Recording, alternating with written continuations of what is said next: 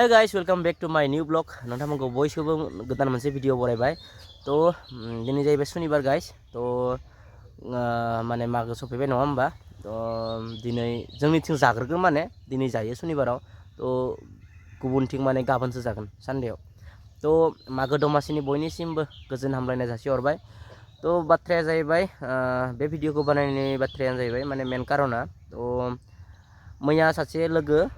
मोनसे क्लिप मोनसे हरदो आरो स्क्रिनशट खालामनाय आंनि तो आङो खोन्थागोन मा क्लिप तो बे जाहैबाय गोदान रादाय सिनेमानि आरोना गोदान रादाय सिनेमा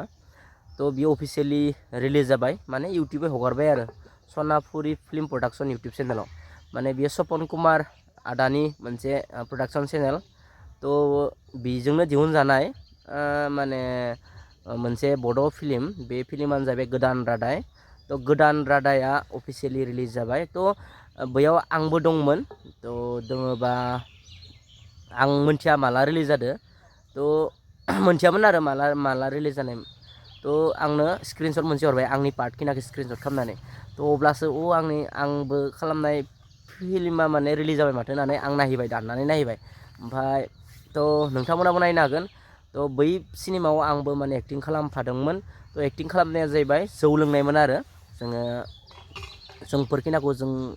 सानै साथाम साब्रैसो बिदिनो जागोन माने द'जनसो जागोन प्राय द'जनसो जाद्राय नङा 8जनसो जागोन दां तो 8जनसोआ जोङो माने बेयाव शुटिं खालामदोंमोन आरो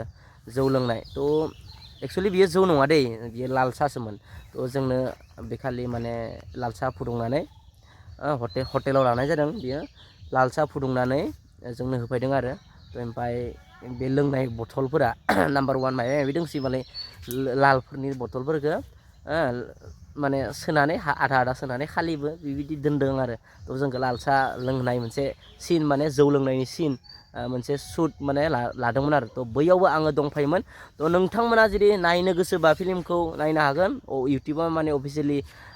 हगारबाय सनापुरी फिल्म प्रडाक्शनाव नायनो हागोन आङो लिंकखौ डिसक्रिपसन बक्सआव होगोन नोंथांमोना चेकआउट खालामनो हागोन तो नायदो नोंथांमोनाबो बे फिल्मखौ आरो आंनि क्लिपखौबो इसे देखायनोसै नोंथांमोननो तो बेखिना दिनैनि भिडिअखौ बेयावनो फोजोबनाय जाबाय थेंक इउ।